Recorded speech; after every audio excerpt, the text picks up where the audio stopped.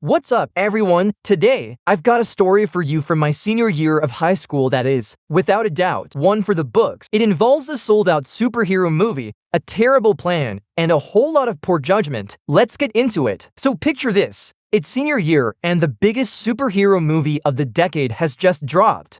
Tickets are completely sold out for weeks, but my friends and I were determined we were not going to miss opening weekend. We decided to go with the classic, time-honored high school tradition, sneaking in through the back door of the theater. Sounds simple, right? Well, we added a little twist. We figured the best way to really enhance the experience was to, get into a particularly elevated state of mind first. This was a terrible idea. We all met up at my friend Jake's house right after school. Jake's basement was the ultimate hangout spot, big comfy bean bags, a mountain of snacks, and his special private reserve of good vibes. We decided to get prepped for our big mission. A little while later, I was feeling like I was floating on a cloud.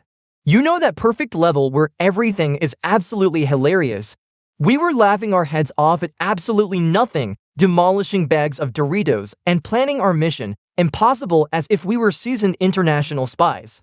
About an hour later, we all piled into Jake's beat-up old Honda and started heading towards the theater. I was in the back seat, just staring out the window, completely convinced that every single car behind us was an undercover cop. My paranoia was officially through the roof. To be stealthy, we parked about a block away from the theater and started making our approach on foot. Now, this theater was one of those old-school multiplexes, and it had this sketchy-looking alley behind it where employees usually went for their breaks. Our master plan: we'd wait for someone to come out, prop the door open with a rock we found, and then just casually slip inside. Easy. So, there we were, huddled in the shadows like a group of highly trained ninjas. Except we couldn't stop giggling, and one of my friends was so deep into his munchies that he was literally trying to eat a candy bar wrapper. Finally, after what felt like an eternity, a door creaked open. An employee stepped out to have a smoke. We all froze, holding our breath. He didn't even glance in our direction. He finished up, flicked his cigarette, and headed back inside. The door started to close slowly behind him. This was our moment. Jake, our designated point man, sprinted forward, stuck his foot in the door just before it latched, and just like that, we were in. We exchanged a few silent, triumphant high fives. We were masters of stealth. We found ourselves in the employee-only area. It was a maze of lockers, a small break room, and stacks upon stacks of giant popcorn boxes. And let me tell you, the smell was incredible. The warm, buttery aroma of popcorn was overwhelming. My mouth was instantly watering, but we had to stay focused on the mission. We started tiptoeing down a long hallway, heading in the general direction of the theaters. Everything was going perfectly smoothly until we heard voices up ahead. It was two managers, walking right towards us, full-on panic mode activated. We scrambled for the nearest door and ducked inside, pulling it shut just in time. It turned out we had hidden in the projector room for screen number 5. Now, if you've never been inside a projector room while you're in a heightened state of awareness, let me tell you, it is a wild experience. These giant machines were humming and whirring, massive reels of film were spinning, and colored lights were flickering all over the place. I was just staring at the projector, completely mesmerized, and I whispered to Jake, "Dude, is this real, or did we just get transported into the movie?" He just shushed me, but I could see he was trying his absolute best not to burst out laughing. The managers walked right past the door, their voices fading down the hall. We waited for what felt like forever, which was probably more like 5 minutes in reality, before we dared to peek out.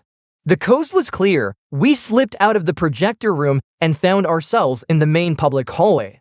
People were everywhere, the smell of popcorn was even stronger, and we were finally in the home stretch. We tried our best to blend in with the crowd as we made our way to the theater playing our movie. But then, my night took a turn. I spotted a security guard. He was just standing there, minding his own business, but in my paranoid brain, he was staring directly at me. I was convinced his eyes were shooting lasers and he knew everything. I nudged my friends, whispering urgently, "Abort mission, he's onto us, he knows." They all thought I was overreacting, but I was not taking any chances.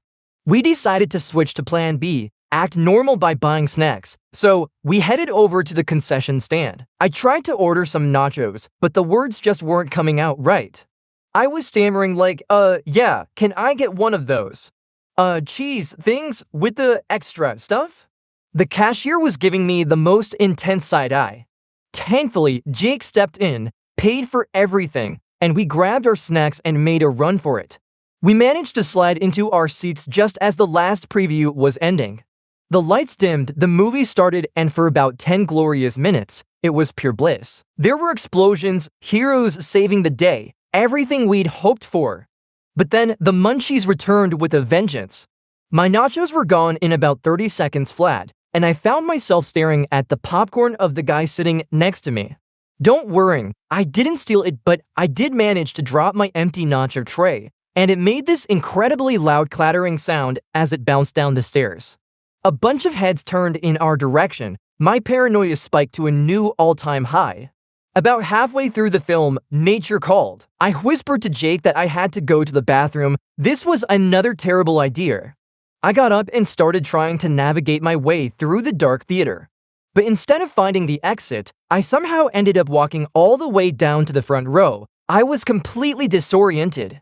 I turned around to go back, tripped over my own feet, and did a full-on faceplant right in the middle of the aisle. To make matters worse, my phone fell out of my pocket and the flashlight turned on, blinding half the audience. People started groaning, "Hey, turn that off." I was scrambling on the floor, apologizing profusely as I crawled back to my seat, my heart pounding out of my chest. I was back in my seat, but way too wired to focus on the movie. And then, the biggest plot twist of the night happened. The fire alarm went off. The house lights shot on, and an announcement came over the speakers telling everyone to evacuate. It turned out some kid had pulled the alarm as a prank. As we were all filing out of the theater, who do I see directing the crowd? The same security guard from earlier. He gave me a funny look as I walked by, and I was sure he knew. We didn't stick around to find out. We dipped out the front entrance, blended into the crowd, and made a beeline for the car. We finally made it back to Jake's house, the adrenaline from our wild adventure finally starting to wear off.